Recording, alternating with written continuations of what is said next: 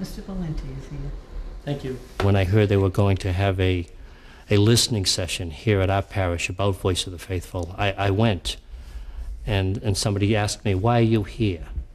And I said, I'm here because I want to learn more, and I like what I hear so far. How are you? Good. How are you? Hi, John. How's it going? Good, thank you. Yourself? And if there's going to be change, I want to be a part of it. If I can make a difference in any way, shape, or form, I want to be a part of that difference. Sunday night. Way to go. Thank you. Thank you. I've been supported by my local priest here.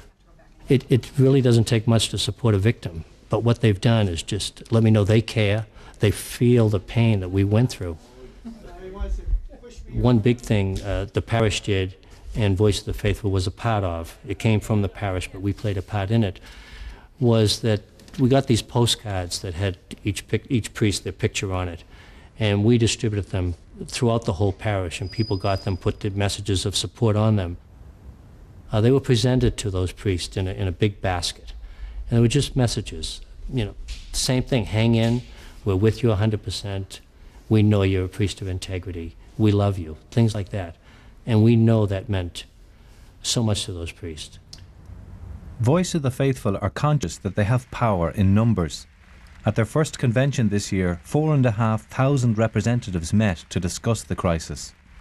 Their greatest weapon is the withdrawal of contributions until church leaders become more accountable. I think the church does respond to pressure. I think it's like any institution. It's ruled by inertia. It's ruled by the power structure that it has held for 2,000 years.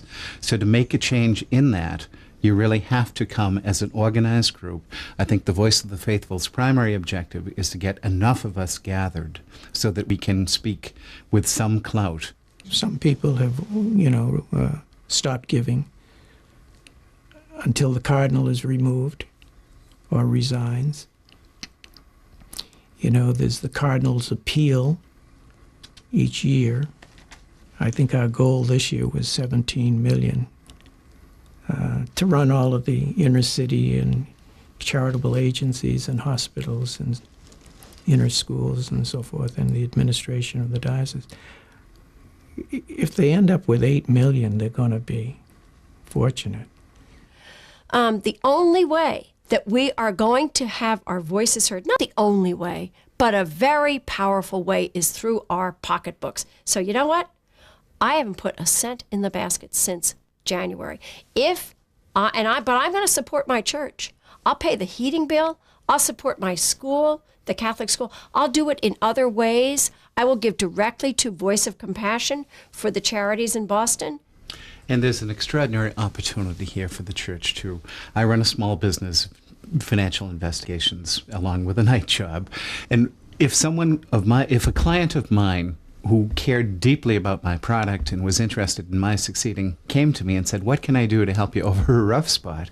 I'd embrace that person. I'd be delighted. The church has this glorious opportunity with devout Catholics who care about making it better, and they're scared of it. And that's almost, if it were in a business situation, you would not be able to comprehend that. Well, they're afraid of the notion that you want to change the structures of the church. We'd like to change the church so it never can rape children. And I don't think that's the structure. I mean, we all ought to be on that same page. You cannot allow these bishops or these priests to allow these children to be abused. It's unconscionable. And to assume that because it's been publicized that it's going to stop, I think is inconceivable. I don't believe it's going to happen. I see what's happening with the bishops here in our country. They say out front that they're going to have a policy. I believe that some of the bishops are really going to follow through, but I'm not convinced that they all are.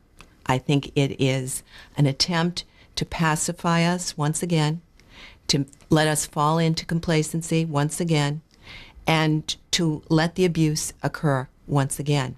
And we are committed to not allowing that to happen. What has happened to these children is unforgivable. There are lives that have been lost.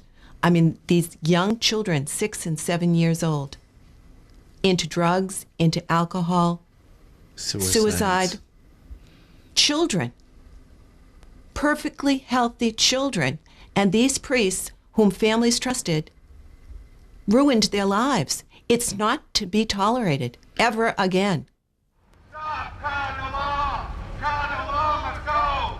Stop cardinal law! And the victims' protest continues.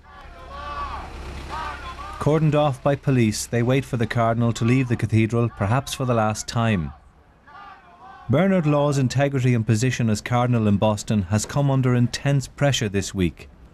Come on out, you charlatan!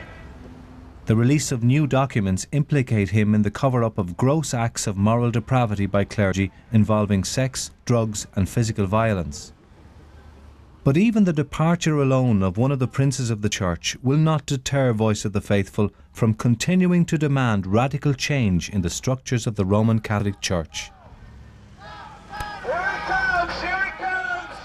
Here comes Caiaphas! Here comes Caiaphas!